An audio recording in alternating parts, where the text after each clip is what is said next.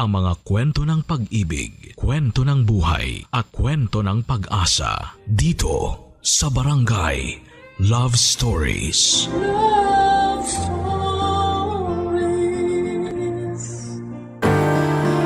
Mahirap at matindi ang sakit na dulot ng pagkawala ng isang magulang. Ang pagpanaw nila ay nagiiwan ng malalim na sugat sa mga puso natin. Ikaw, kabarangay, paano mo dadamayan ang isang tao na nawalan ng magulang? Dear Papa Dudut, magandang araw po sa inyo at palagi ko po kayong pinakikinggan sa Facebook at malaking ginhawa po sa akin ang mga kwento at aral na naibabahagi ninyo. Sa bawat episode ng Barangay LS, pakiramdam ko ay parang may nakakaramay ako. Kaya naman ngayon ay napagtanto ko na gusto ko pong i-share sa inyong lahat ang mga naging karanasan ko sa buhay. Ito pong kwento ko ay tungkol sa mga pagsubok na pinagdaanan ko. Isang kwento ng hirap, lungkot, pagkalugmok at unti-unting pagbangon sa kabila ng lahat ng mga pagsubok. Ako nga pala si Levi, lumaki po ako sa isang masaya at simpleng pamilya. Si Papa ay isang engineer at si Mama naman ay housewife. Kahit madalas nasa trabaho si Papa ay lagi niya pa rin kaming inuuna. Palagi siyang may oras para sa amin ni Mama. Halata sa lahat ng ginagawa niya kung gaano niya kami kamahal. Isa po sa matagal na naming pangarap bilang pamilya ay magkaroon ng sarili naming bahay. Dahil buong buhay namin palipat-lipat lamang kami ng inuupahang bahay. Kaya noong napagdesisyonan ni Papa na bumili ng condo unit malapit sa school ko ay sobrang saya po talaga namin. Ang ganda ng condo na nabili ni Papa kasi malapit po ito sa MRT. Maraming kainan sa paligid at safe din ang buong building. Pero hindi rin nagtagal ang kasiyahan namin kasi isang araw, natanggap namin ni Mama ang pinakamalupit na balitang dumurog sa puso naming dalawa. Naaksidente si Papa. Nasagasaan siya ng bus habang pauwi mula sa trabaho. Sobrang gulo ng isipan ko noon. Parang hindi ko alam kung ano ang mararamdaman ko kung iiyak ba ako, magwawala, o mananahimik na lamang. Hindi ko na po kayang idetalye ang buong pangyayari kasi hanggang ngayon ay masakit pa rin sa akin ang lahat. Pero sa isang iglap ay nagbago ang takbo ng buhay namin. Nawalan kami ng haligi ng tahanan at para kaming iniwan ni Papa sa gitna ng dilim. At kinabukasan na walang kasiguraduhan. Ang sigurado lang po ako mula noong araw na yon ay nagbago na ang takbo ng buhay namin ni Mama. Pareho kaming nalugmok sa lungkot at pakiramdam ko po ay nawala na rin ang direksyon ng buhay ko. Pero alam ko rin na hindi pwedeng manatili ako sa ganong kalagayan. Kailangan kong tumayo at magpakatatag.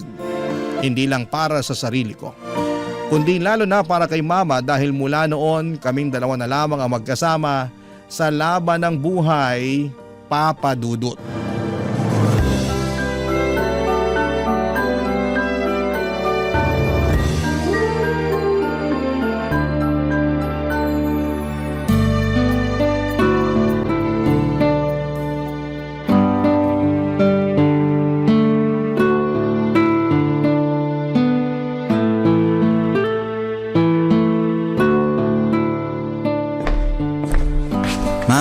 Okay lang po ba kayo?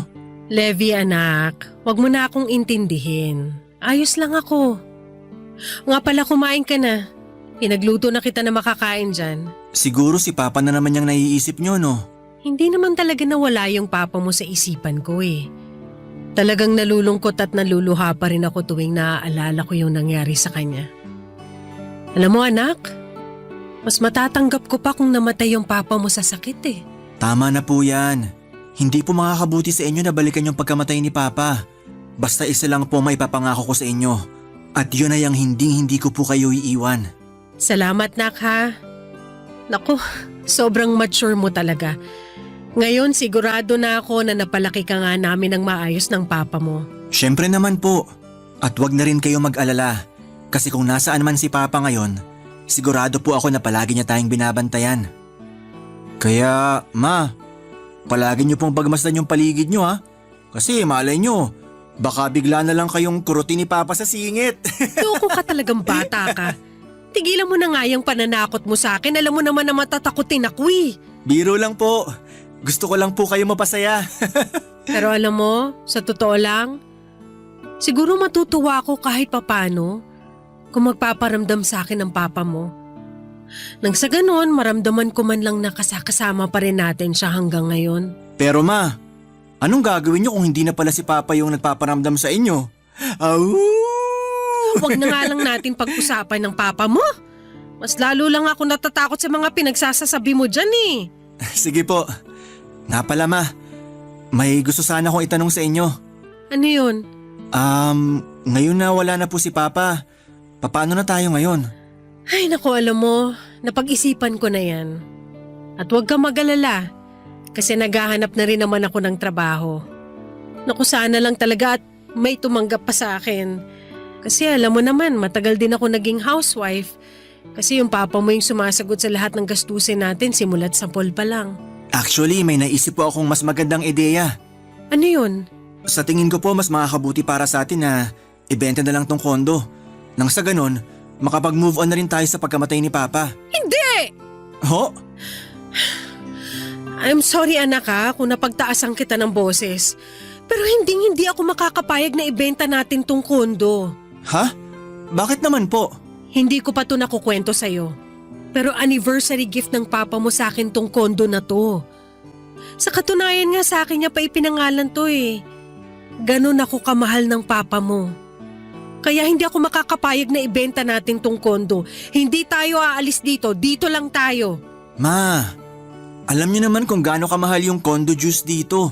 At isa pa, ang mahal-mahal kaya ng tubig dito. Alam niyo naman po na hindi residential rate yung tubig dito eh. Natatakot lang po ako na baka hindi niyo kayanin yung mga gastusin kung dito pa tayo titira. Anong akala mo sa akin inutil? Siyempre kakayanin ko to. Bigyan mo lang ako ng konting panahon at baka kahanap din ako ng trabaho. Kahit hindi ako nakapagtapos ng pag-aaral, may diskarte naman ako sa buhay, no? Pero may ipapakiusap sana ako sa iyo, nak. Ano po yun? Habang hindi pa ako nakakahanap ng trabaho, magtipid na muna tayo sa kuryente at tubig, ha? Huwag ka mag-alala. Pansamantala lang naman to kasi pag nakahanap na ako ng trabaho, hindi na natin kailangan magtipid. Sabi ko naman kasi sa inyo, ibenta na lang natin tong kondo.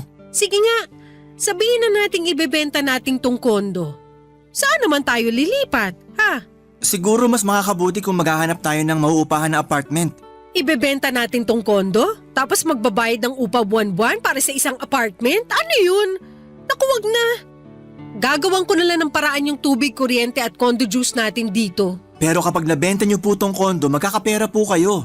At hindi niyo nakakailanganin na maghanap ng trabaho agad-agad. Alam ko naman po na hanggang ngayon, nagluluksa pa rin kayo sa pagkawala ni Papa. At sigurado po ako na hindi niyo kakayanin kapag nagtrabaho kayo agad-agad. Levi, alam kong marami kang pagdududa at inaalala ngayon na wala ng papa mo. Pero hindi mo kailangan mag-alala kasi nandito naman ako para sa'yo. Gagawin ko ng paraan lahat ng mga bayarin at gastusin natin dito. At huwag ka mag-alala kasi hindi ka rin titigil sa pag-aaral. Igagapang natin yung pag-aaral mo hanggang sa makapagtapos ka ng kolehiyo. Naintindihan mo? Sige po, Ma. Pero lagi niyo pong tatandaan na pwede po kayo magpahinga kapag napagod kayo. Pinapangako ko rin sa'yo na hindi mo ko maririnig na nagre-reklamo. Responsibilidad kita, anak. At obligasyon kong pag-aralin ka at bayaran lahat ng mga pangangailangan mo. Maniwala ka sa akin. Wala akong hindi kakayanin basta para sa'yo. I love you, Ma. I love you too, anak. Sa kasamaang palad ay hindi pinalad si Mama sa paghahanap ng trabaho. Kaya unti-unting naubos ang kaunting ipon niya sa savings account niya. Dumating kami sa puntong hindi na namin nababayaran ang condo juice. At may mga pagkakataon pang napuputulan kami ng kuryente at tubig. Hindi na rin kinaya ni Mama ang gastos. para sa pag-aaral ko sa pribadong eskwelahan. Kaya naman kinailangan kong lumipat sa public school para makatipid kami kahit papaano. Ilang beses ko nang sinubukang kumbinsihin si mama na ibenta na lamang yung kondo dahil imbes na makatulong ay mas lalo lamang kaming nahihirapan. Pero sobrang sentimental si mama. At kahit gaano kahirap ang sitwasyon namin, ayaw niya talagang isuko o ibenta ang kondo na pinaghirapan ni Papa. Kaya naghanap siya ng ibang paraan para makabangon kami ng hindi kinakailangang ibenta ang kondo. Sa kabutihang palad ay nakahiram si mama ng pera mula sa tita ko na nagtatrabaho sa US. At nang dahil po dito ay nabayaran namin ang mga utang sa tubig, kuryente at condo dues at pati na rin ang matrikula ko. Pero alam ni mama na hindi ito pang matagalang solusyon. Kung walang kikilos, mauubos din ang pera at tiyak na sa kangkungan naman kami pupulutin.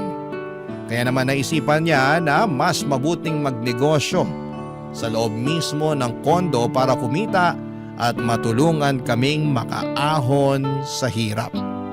Nung una kong marinig na balak ni mama na magnegosyo sa loob mismo ng kondo ay medyo nag-alinlangan talaga ako. Iniisip ko kung sapat ba ang kikitain niya doon para makatulong sa mga gastusin namin. Pero sa kabila ng pagdududa, naisip ko rin na wala naman sigurong mawawala kung susubukan niya, Papa Dudut. Lalo na't nagpapakita siya ng determinasyon. Kaya naman minabuti kong pakinggan siya ng mabuti at suportahan muna ang kanyang pinaplano, Papa Dudut.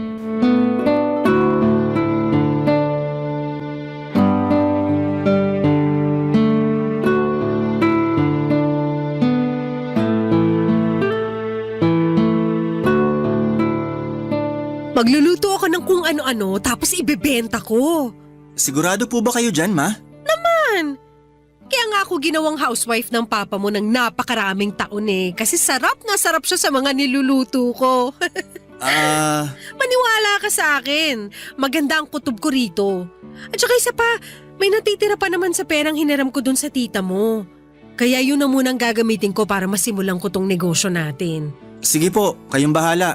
Siguro blessing in disguise na rin na hindi ako natanggap sa mga trabahong pinag-applyan ko. Siguro nga po. Ay, siya nga pala, Ma. Paano nyo naman po ibibenta yung mga lulutuin nyo kung sakasakali?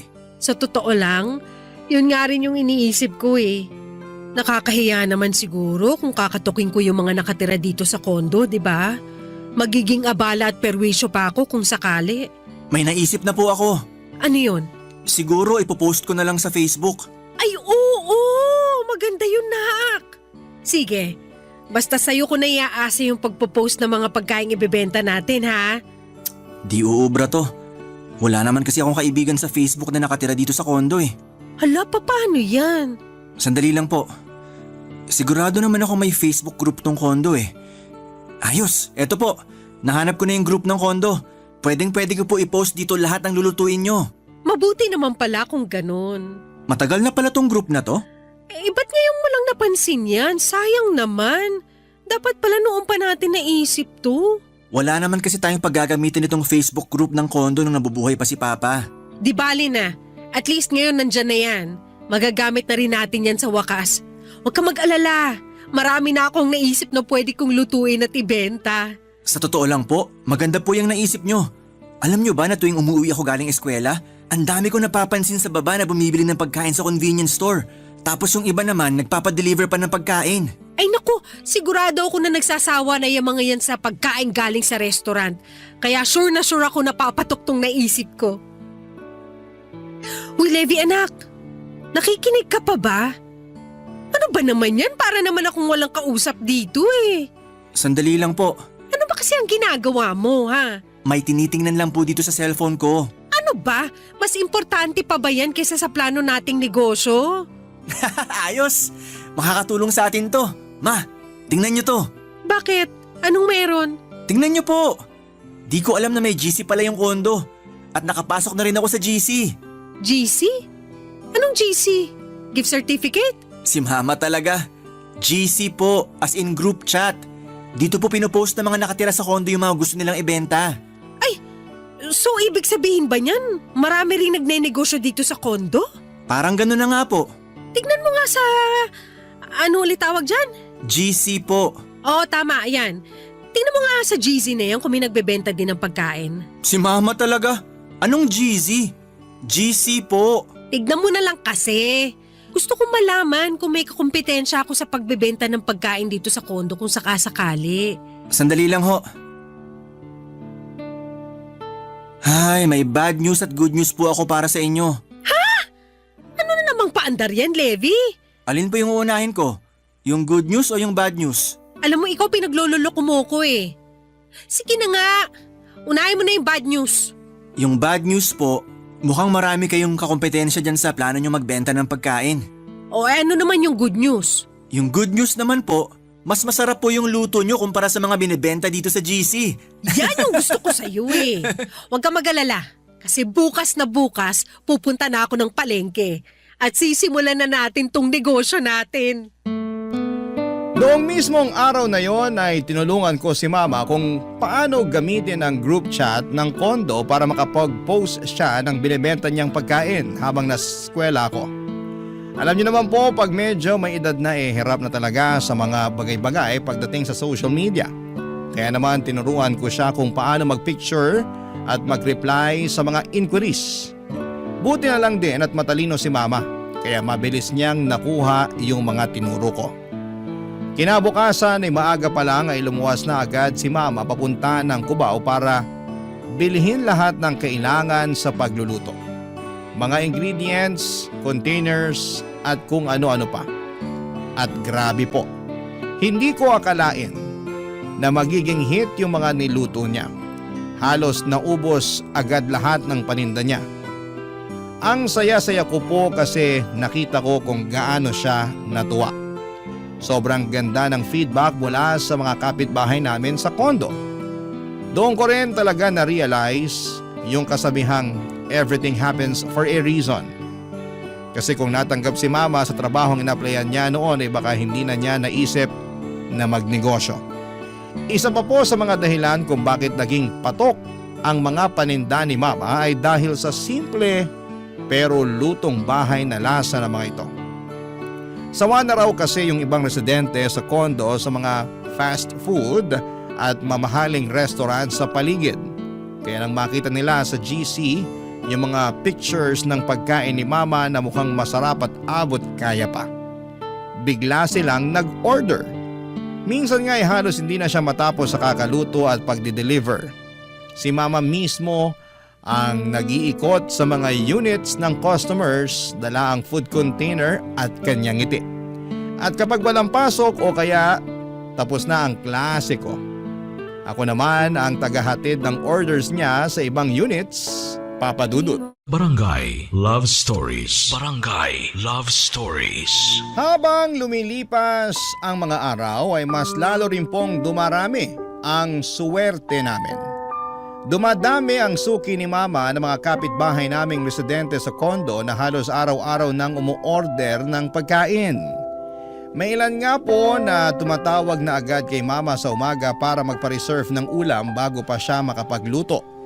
Ramdam na ramdam ko po na unti-unti na kaming nakakabangon mula sa pinagdadaan na naming hirap. Hindi na kami na-delay sa pagbabayad ng kuryente, tubig at condo dues. At unti-unti na rin pong nababayaran ni Mama yung perang hiniram niya sa tita kong nagtatrabaho sa US. Sa totoo lang, sobrang laki rin po ng tulong noong paglipat ko sa public school. Kasi dahil college na ako ay malaki talaga ang gastos kung ipagpapatuloy ko pa ang pag-aaral sa private na university. Kaya noong nakapag-decide na si Mama na ilipat ako, hindi na ako tumutol. Naiintindihan ko na kailangan naming mag-adjust para makabawi at ngayon masasabi kong tama ang naging desisyon namin.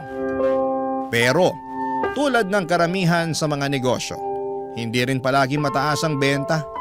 Pagkalipas ng ilang buwan ay unti-unti naming naramdaman na medyo matumal na ang takbo ng negosyo. May mga araw na konti lang talaga yung mga umu-order at minsan ay may pagkain na hindi na ibebenta at nasasayang. Naiisip ko rin na baka nagsawa na ang ibang customer sa mga paulit-ulit na luto ni Mama. Kaya nag-brainstorm kami ni Mama at napagkasunduan naming magdagdag siya ng bagong ulam, ibang putahe, iba't ibang klase ng luto para mas ma-excite ulit ang mga suki at baka bumalik yung mga hindi na masyadong umu-order. Pero ang pinagpapasalamat pa rin talaga namin ay kahit na may mga customers na nawala ay may ilan pa ring nanatili. Yung mga loyal na suki na kahit anong mangyari, araw-araw pa rin umu-order at laging may pa-thank you kay Mama. Sila mismo rin ang nagbibigay sa amin ng lakas ng loob para magpatuloy kahit mahirap at kahit may mga pagsubok.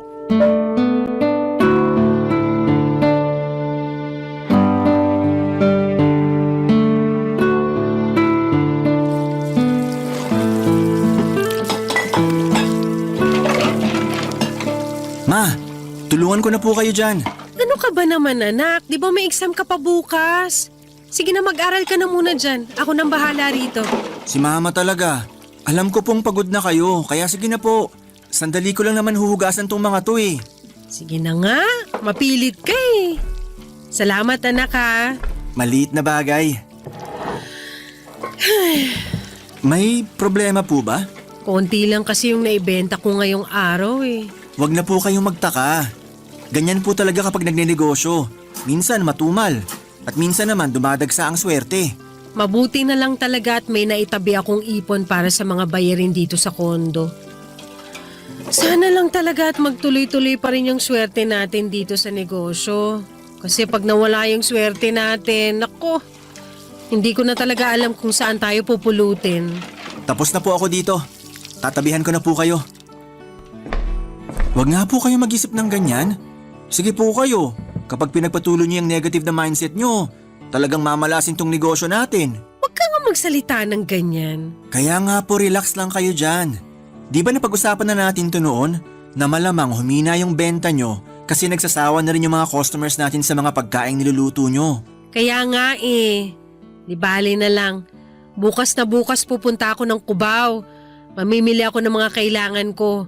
Mag-iisip na rin ako ng mga bagong putahe. Para kahit papano bumalik naman yung sigla ng negosyo natin. Ayan, dapat ganyan lang po. Positive lang. Siya nga pala, kumusta naman ang pag-aaral mo? Ayos lang naman po. Nakikita ko kaya yung effort at pagod nyo para lang mabayaran lahat ng mga bayarin dito. Kaya wag po kayong mag-alala kasi makakaasa po kayo na hindi ko pababayaan yung pag-aaral ko. Mabuti naman kung ganun. Alam mo, mabuti na lang talaga at may mga natitira pa tayong suki. Nang dahil sa kanila ni minsan hindi tayo na zero sa benta natin. May mga tao talaga na hindi nagsasawa sa mga niluluto nyo. So sinasabi mo bang nagsasawa ka na sa mga niluluto ko? Parang gano'n na nga po. Aray, Ikaw kasi hindi kita pakainin dyan eh. si Mama talaga, di na mabiro. Ayun na nga. Nagpapasalamat pa rin ako na kahit matumal ang benta natin ngayon, at least may mga suki pa rin tayo. Pansin ko nga po, lalong-lalo na yung Carlo. Grabe, sarap na sarap siya sa mga niluluto nyo. Sa puntong siya na mismo yung pumupunta sa unit natin para kunin yung mga in-order niya. Oo.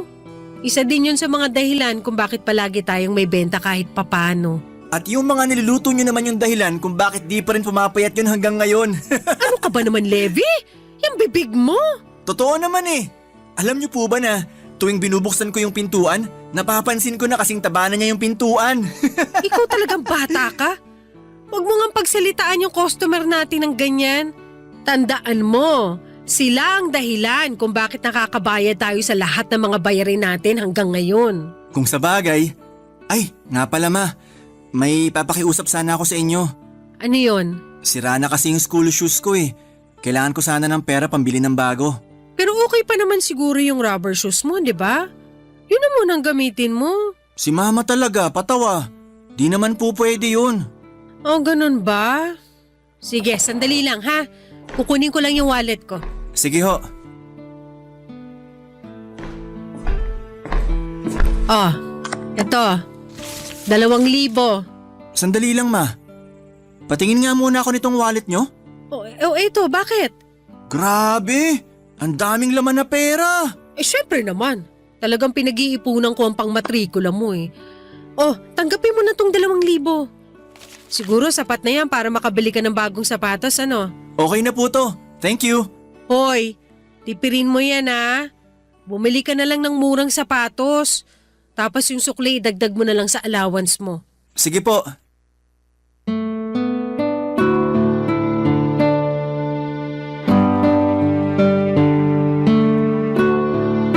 Noong araw na yon ay talagang nakita ko kung gaano kalaki ang sakripisyo ni Mama para mabayaran lahat ng gastusin namin. Lalo na yung pang-matrikula ko. Kitang-kita ko sa kanya yung pagod pero ni minsan ay hindi siya nagreklamo. Kaya doon ko ipinangako sa sarili ko na hindi ko pababayaan ang pag-aaral ko. Gagawin ko ang lahat para makapagtapos at makaahon kami sa hirap. At kapag nakahanap na ako ng magandang trabaho at nakaipon na, ang una kong gustong gawin ay ipagpatayo si Mama ng sarili niyang negosyo, kahit maliit lang na karinderya. Pero sa ngayon ay magtitiis muna kami sa buhay sa loob ng kondo. Kahit na hindi madali ay pinipilit naming makaraos ni Mama. At sobra talaga akong humahanga sa kanya kahit may mga araw na matumal ang kita. Nagagawa pa rin niyang bayaran lahat ng kailangan naming bayaran. Kuryente, tubig, condo juice, pati ang panggasto sa pang-araw-araw. Siguro'y dahil ilang taon din siyang housewife. Sanay na siya sa pagtitipid at pagbabudget ng pera. Marunong siyang magtabi kahit konti lang ang kinikita niya. Ang totoo niyan ay naaawa na talaga ako kay Mama at may mga araw na kitang-kita kong pagod na siya. Halos hindi na makadiretso ng upo, inaantok na habang nag-aayos ng mga order at minsan pa nga ay halos wala nang ganang kumain. Pero kahit na ganoon, tuloy pa rin siya sa pagluluto at pagbebenta. Tahimik lamang siya, walang reklamo, walang hinihinging kapalit. Ginagawa niyang lahat para lang may panggastos kami sa pang-araw-araw. At doon ko talaga na-realize kung gaano siya ka-resilient bilang isang ina. Kaya isang araw pag uwi ko galing eskwela ay kinausap ko na siya. Seryoso ako ng gabing yon at alam kong kailangan ko nang sabihin sa kanya yung plano ko. Isang plano na matagal ko nang iniisip pero hindi ko pa nasasabi noon. Kasi pakiramdam ko ay baka hindi pa ako handa. Pero ngayong nakikita ko araw-araw ang sakripisyo niya. Alam kong panahon na para makatulong ako sa kanya kahit papaano. Gusto ko nang ibsan kahit kaunti yung bigat na pasanin niya. Kaya buong puso ko siyang kinausap tungkol sa plano ko. Isang simpleng plano na sana kahit papaano ay makagaan sa pasanin na dala-dala ni Mama Papa Dudut.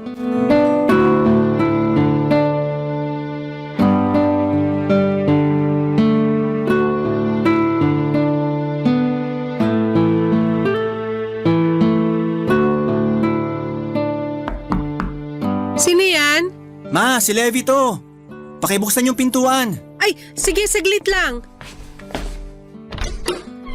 Ma, may sorpresa po ako para sa inyo. Ano yun? Tingnan niyo po yung nakuha kong score sa exam namin. Patingin nga. Wow! 3 lang ang mali. Ang talino talaga ng anak ko. Ito ang dahilan kung bakit hanggang ngayon hindi ako napapagod sa pagbebenta ng pagkain. Basta Levi anak, ipangako mo sa akin na ipagpapatuloy mo to ha. Siyempre naman po. Ako pa ba? Manang-mana kaya ako kay Papa. So sinasabi mo bang hindi ka nagmana sa akin kasi bobo ako? Si Mama talaga biro lang. Nga pala ma, may gusto sana akong ipagpaalam sa inyo. Mukhang seryosong-seryoso ka sa sasabihin mo sa akin ha. Kinakabahan tuloy ako sa yung bata ka. Huwag po kayong kabahan. Ang totoo nga po niyan, para din naman sa ikabubuti niyo tong naisip kong plano. Bakit? Ano ba kasi yan? Ma, may nahanap po akong trabaho bilang part-time English tutor. Trabaho? Opo, trabaho. Napansin ko po kasi na palagi na lang po kayong napapagod kaya naisip ko na siguro kung magkatrabaho ako, magkakaroon na ako ng pera para sa tuition fee at allowance ko. At nang sa ganun, Pwede niyo pong ilaan sa ibang bagay yung kinikita niyo sa pagbebenta ng pagkain. Hindi! Hindi ako papayag! Wag na wag mong tatanggapin yung pagiging English tutor. Ano ba naman yan, Ma? Kumalma nga po kayo. Pasensya ka na.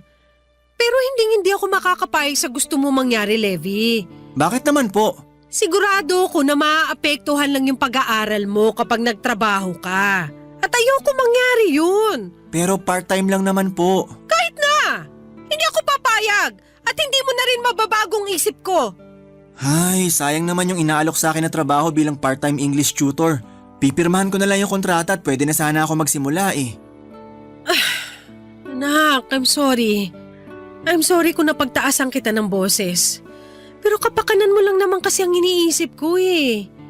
Bilang nanay mo, responsibilidad ko na siguraduhin na makakapagtapos ka ng pag-aaral. Hindi mo obligasyon yun. Kaya mag-focus ka na lang dyan sa pag-aaral mo. At ako nang bahala sa lahat ng gastusin natin. Ha? Sige na nga lang. Ay, mga pala, may ibibigay ako sa'yo. Sandali lang, ha? Ha? Para saan po tong 3K? Dahil mataas ang nakuha mong score sa exam mo, ayan, idagdag mo yan sa baon mo. Ano ka ba naman, Ma? Kunin niyo po to. Ay hindi! Sige na, tanggapin mo na. Itinabi ko talaga yan para sa'yo. Pero mas kailangan niyo po to. Huwag kang mag-alala. Bayad na lahat ng gastusin natin dito sa kondo. Kaya sa'yo na yan. Sobrang wise niyo po talaga pagdating sa pera. Siguro ito yung dahilan kung bakit na-inlove si Papa sa inyo nung araw, no? Ay naku, tama ka dyan. Alam mo ba yung papa mo? Napakagastador noon. Kung ano-ano na lang yung binibili tuwing sumasahod siya. Pero syempre, nagbago ang lahat ng yon nung naging kami na ng papa mo. Talaga po ba? Oo! Kasi tuwing sumasahod yung papa mo, kinukuha ko yung buong sahod niya tapos binibigay ko lang sa kanya yung kailangan niya. Tapos yung natitirang sahod niya naman, ayun, dinedeposit ko na sa bank account niya. Kaya naman pala, parang hindi na tayo nauubusan ng pera ngayon. Ay naku anak, habang nandito tong maliit na negosyo natin, hindi tayo mauubusan ng pera. Akong bahala sa'yo. Ang totoo po niyan, hindi ko na nga alam kung paano ko pa kayo pasasalamatan eh. Simula nung namatay si Papa, nakita ko po lahat ng hirap at sakripisyo nyo. At pinapangako ko po sa inyo na kapag nakapagtapos na ako ng pag-aaral, ibabalik ko po sa inyo lahat ng hirap at sakripisyo ninyo para sa akin. Levi, maniwala ka. Wala akong hindi kayang gawin para sa'yo. Kaya tigilan mo na yung kakaisip ng kung ano-ano, ha? At uulitin ko, hindi mo na kailangan maghanapan ng trabaho kasi obligasyon ko na pag-aralin ka. Ayoko magkaroon ka pa ng distraction pagdating sa studies mo. Sige na nga po, mapilit kayo eh. Habang nabubuhay ako, ipinapangako ko sa iyo na hindi na natin pagdadaanan yung hirap na pinagdaanan natin nung naputulan tayo ng kuryente at tubig dito sa kondo.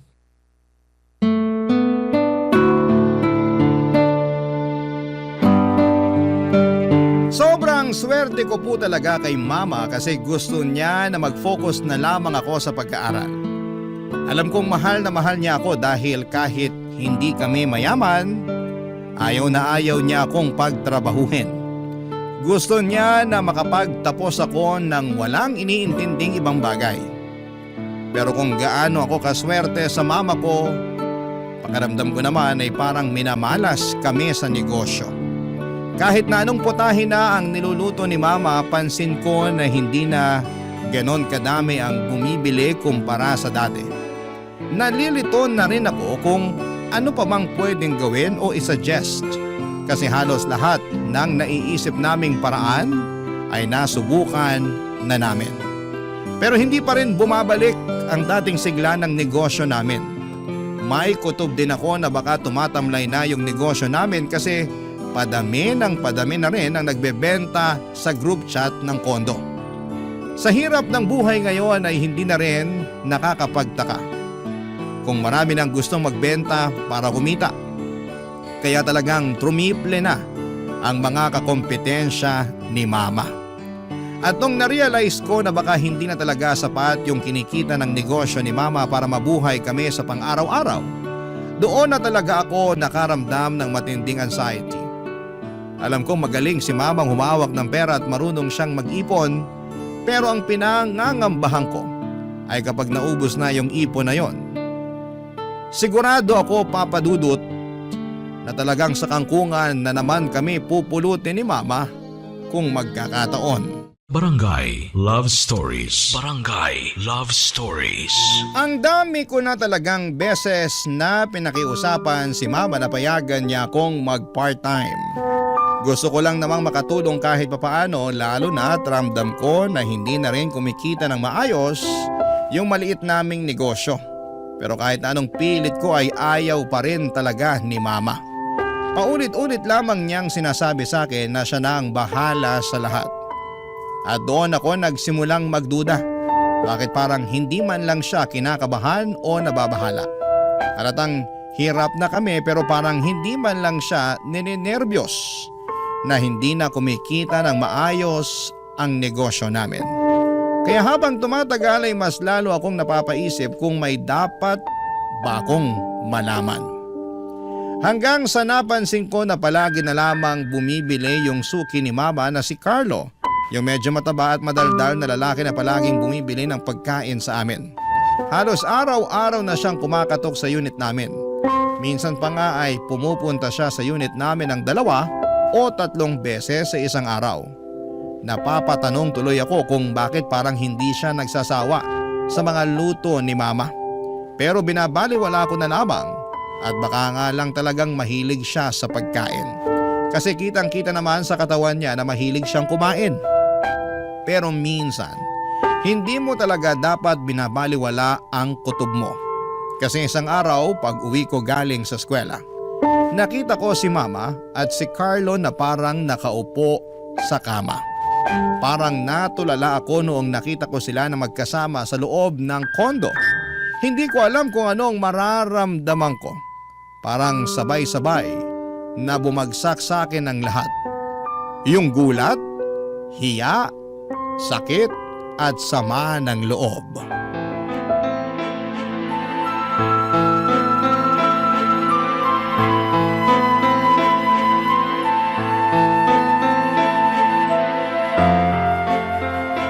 Lumayas ka dito! Anak! Napakababoy mo! Awa mo na, tama na Huwag yan! ka nang babalik ha! Levi, parang Kung hindi, awa mo na, sisiguraduhin tama ko, na yan! hindi ka na Kumalma ka, makakahinga! please lang! Naririnig ka ng mga tao dito sa kondo!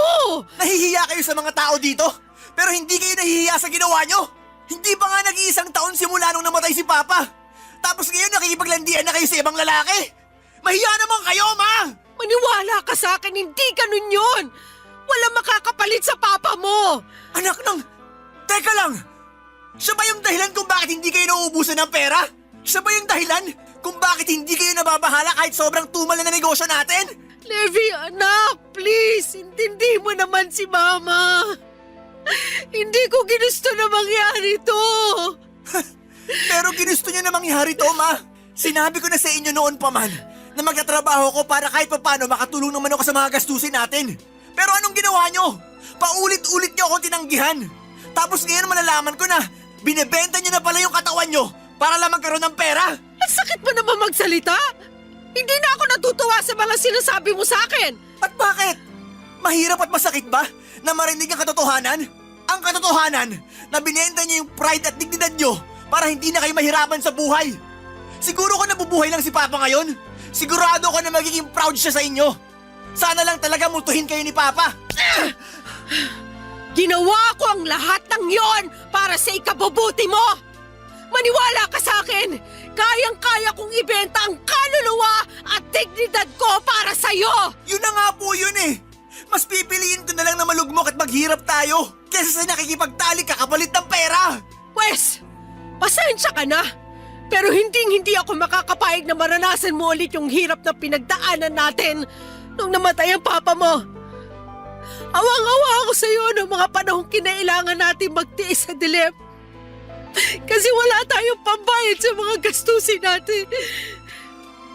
Ang totoo niyan, naging maayos naman yung takbo ng negosyo natin sa simula eh. Pero habang tumatagal, mas lalo naging malinaw sa akin na hindi na makakabangon ang negosyo natin. Kaya kinailangan ko nang gumawa ng paraan. Bago pa tayo tuluyang malugmok sa hirap. Kaya mas pinili niyo na lang na makipagtalik sa Carlo na yon? Siya ang unang lumapit sa akin, Nak! Tinanggap ko lang yung alok niya sa akin! Ah! Habang nagpapakabisi ako sa eskwela, wala ka ng ibang ginawa kung hindi magpakabisi kasama ang dugyot na lalaking yon. Sabihin niyo nga sa akin, Ma. Magkano bang binibigay sa inyo ng lalaking yon? Kapalit ng good time?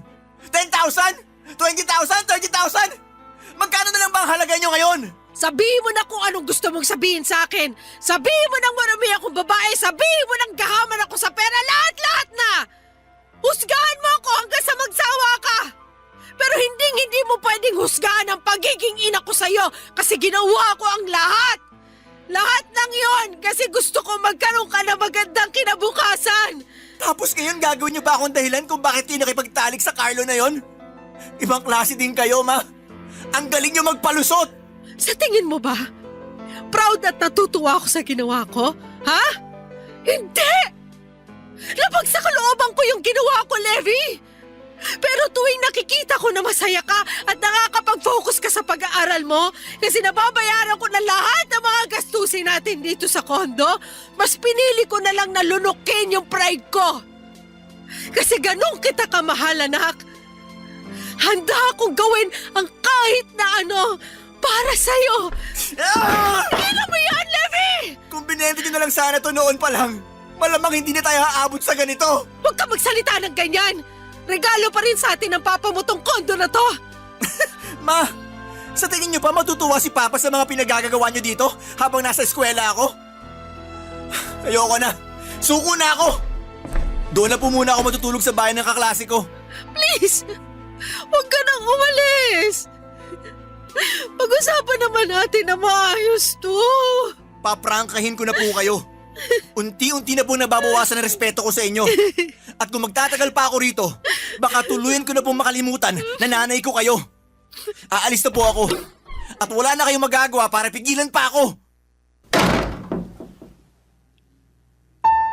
Sobrang sumakit talaga ang dibdib ko noong araw na yon. Hindi ko may paliwanag kung gaano kabigat sa pakiramdam ang natuklasan ko. Ang totoo ay diring-diri ako kay Mama sa natuklasan ko. Para kung binagsakan ng langit at lupa pero sa kabila ng galit. May parte rin sa puso ko na nakakaramdam ng konsensya. Kasi kung iisipin, kung hindi dahil sa akin, sa pangangailangan ko sa tuition, sa baon, sa mga bayarin, malamang ay hindi niya kailanman gagawin yung mga ginawa niya para lamang kumita ng pera. Dahil sa sama ng loob ay nakituloy muna ako sa bahay ng isa kong kaklase. Doon ako pansamantalang nanirahan habang sinusubukang ayusin ang sarili ko.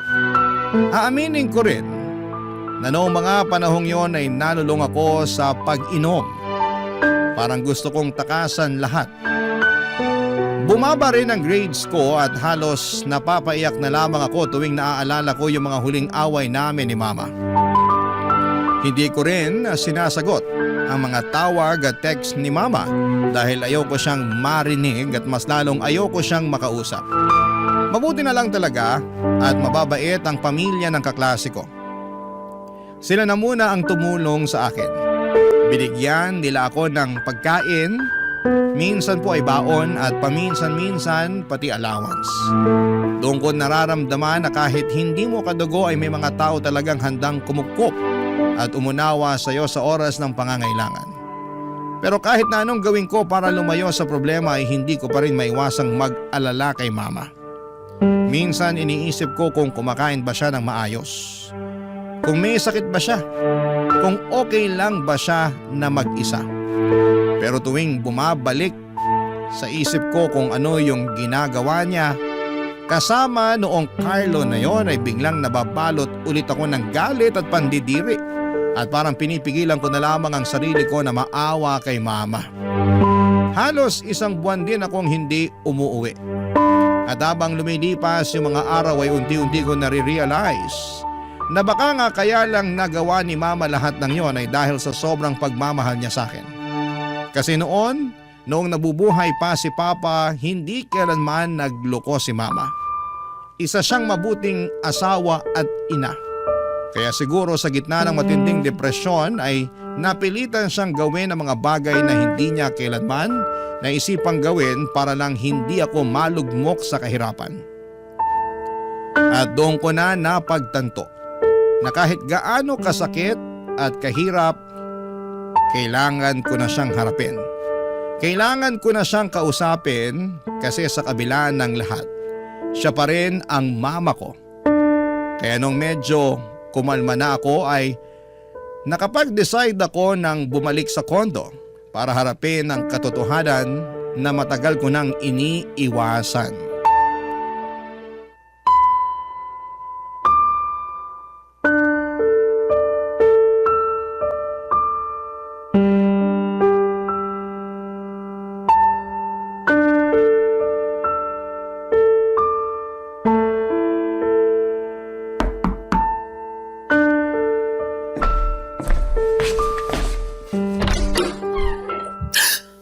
Levi? Anak? Ma, Alam ng Diyos. Kung ilang gabi ko pinagdasal na sana umuwi ka na. pasensya na po kayo kung ngayon ko lang naisipang umuwi. Pasok ka. Kumusta ka naman? Ha? Ayos ka lang ba? Okay lang po ako. Nga po pala.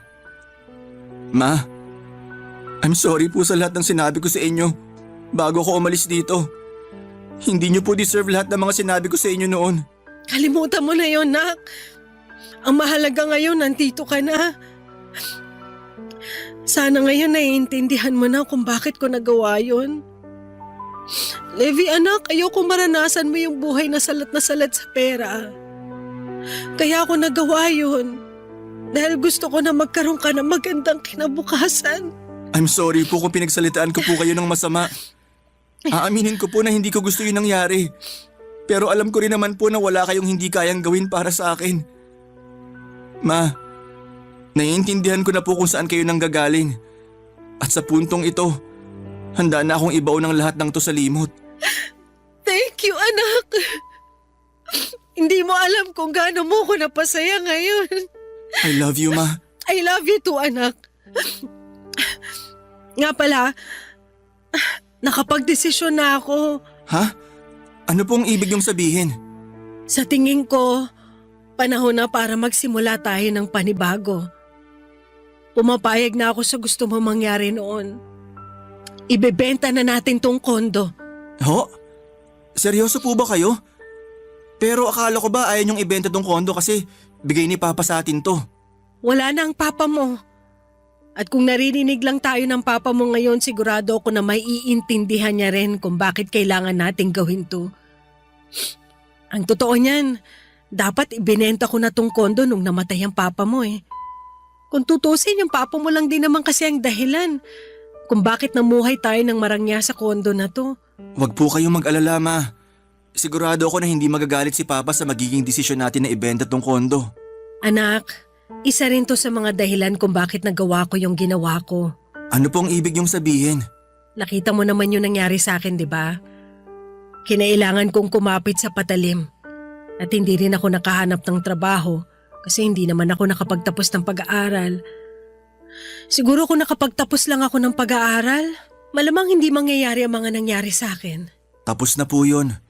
Huwag na lang nating balikan. Pasensya ka na, anak. Pero yung tinutumbok ko lang naman dito, ayokong matulad ka sa akin.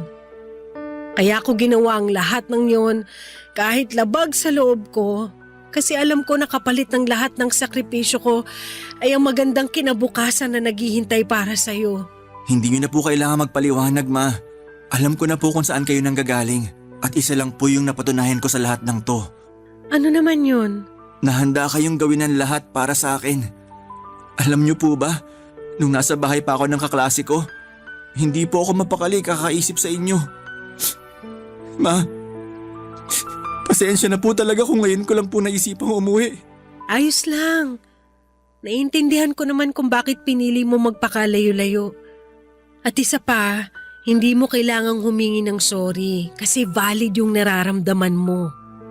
Hindi madali para sa'yo yung natuklasan mo. At ang totoo niyan, dapat hindi mo na natuklasan pa yun.